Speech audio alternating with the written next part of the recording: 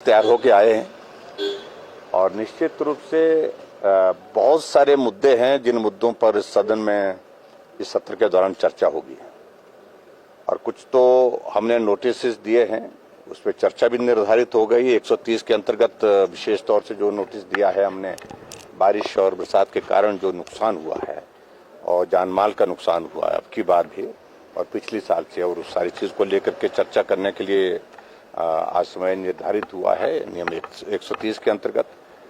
और इसके साथ साथ में जो और भी मुद्दे हैं जिन मुद्दों को लेकर के हमने अपनी स्ट्रेटजी बनाई है और निश्चित रूप से उन सारे मुद्दों को लेकर के हम चर्चा करेंगे। कानून व्यवस्था बहुत बड़ा विषय है।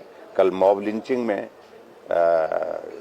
वहां बद्दी में एक चौराहे पर सड़क पर ही पीट करके एक आदमी को, एक लड़के को तो जान से ही मार दिया और दूसरा जो है वो जिंदगी और मौत के बीच में पीजीआई में एडमिट है और गिरफ्तारियां भी उसमें बहुत कम अभी तक हुई है।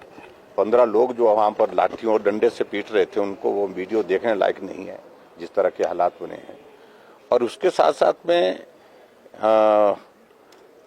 जो प्रदेश में जो भ्रष्टाचार है एक बहुत बड़ा मुद्दा है और कोई महकमा ऐसा नहीं रह गया जहां पर बड़े पैमाने पर, व्यापक स्तर पर और कुछ जगह राजनेता, कुछ जगह अधिकारी इन सारी चीजों में इन्वॉल्व हैं, तो चिंता का विषय है।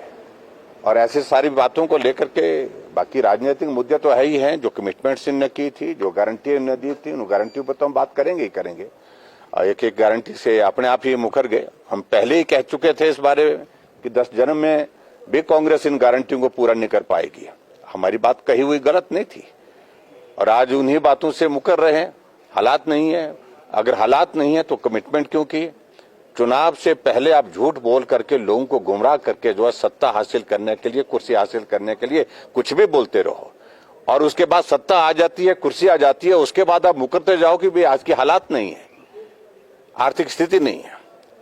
कर्मचारी आज महसूस कर रहे हैं कि भारतीय जनता पार्टी की सरकार के दौरान जो मांगा गया वो दिया गया। एरियर्स उनके दिए गए, डीए की किस्तें उनकी अदा की गई, मेडिकल रिम्बर्समेंट के सारे जो पेंडिंग बिल्स थे उस पे पेमेंट की गई उनको। और आज ना उनको मेडिकल रिम्बर्समेंट मिल पा रही है, ना डीए मिल रही है। यहां तक के नौबत यहां तक आ गई है कि समय पर तनख्वाह देने के लाले पड़ गए। तो इन तमाम मुद्दों को लेकर के आज जो मुख्यमंत्री ने सारी बातों को लेकर के जवाब दो। जो मुख्यमंत्री कहते थे हम कर्मचारी हितैषी, आज ये उनके खिलाफ नारे लगाने वाले कौन लोग हैं? जो सचिवालय के बाहर लगातार पिछले लंबे समय से जो है वो हर रोज वहां पर नारे लगा रहे हैं अपने मुद्दों को लेकर के। और इसके अलावा बहुत सारे चीजें ऐसी हैं जिन बातों को लेकर के बात करने की मुझे लगता है कि जो गुंजाइश है उन पर हम बात करेंगे और सरकार को जवाब देना होगा। गलत कहा है। सर्वदलीय बैठकें पहले भी हुई है कई बार, एक बार ने नेकों बार वो नहीं आए। और कल जो खासतौर से जो परिस्थिति बस नहीं आना हो पाया तो हम उसी तक ही सीमित थे। लेकिन अगर परंपराओं का जिक्र कर रहे हैं, परंपराओं की धज्जियां तो आप लोगों ने उठाई है, उड़ाई है, कांग्रेस ने उड़ाई है।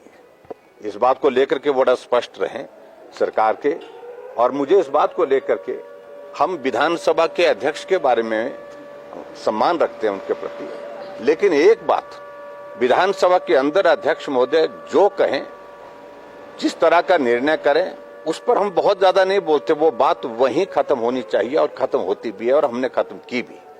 लेकिन विधानसभा के बाहर जाकर के सार्वजनिक कार्यक्रम में अपने कुलीग्स के बारे में, अपने सहयोगी विधायकों के बारे में कहें कि 6 के सर कलम हो गए और 3 के आरी के नीचे है, इसके लिए अध्यक्ष महोदय को माफी मांगनी चाहिए। पहली बार से मुझे लगता है कि जितना लंबा सत्र होता है विपक्ष को अपॉर्चुनिटी मिलती है और उस अपॉर्चुनिटी को अवेल करेंगे।